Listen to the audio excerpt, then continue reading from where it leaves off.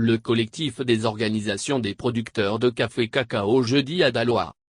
De l'eau dans le gaz dans le milieu du café-cacao depuis l'annonce de mise à disposition d'un fonds gouvernemental Covid-19 de 17 milliards de FECFA.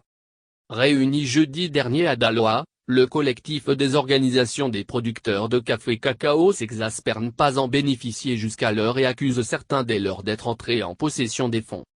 Il explique que le DG du Conseil Café-Cacao leur avait annoncé la disponibilité des fonds avant de leur expliquer qu'ils n'étaient plus disponibles. Flou total pour les producteurs, comme selon leurs termes employés, qui accusent les responsables du collectif. Les producteurs de café-cacao dans leur ensemble pensent que les responsables du collectif ont reçu cet argent et l'ont gardé par devers eux, ont annoncé ceux du collectif qui étaient en assemblée à Daloa. Ils expliquent que cela a ouvert la porte à toutes les spéculations allant même à remettre en cause la moralité des membres du comité. Pour eux, cette situation doit être corrigée par le gouvernement. Ceux qui se sont réunis jeudi dernier s'en prennent par ailleurs ouvertement au DG du Conseil Café-Cacao. Yves Brahima Koné est accusé d'opérer une injustice à visage découvert dans leur milieu.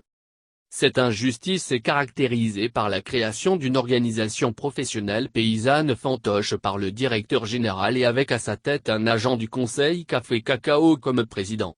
C'est cette organisation qui reçoit toutes les dotations des producteurs et représente les planteurs dans toutes les instances et missions pour le compte des producteurs au détriment des vrais producteurs.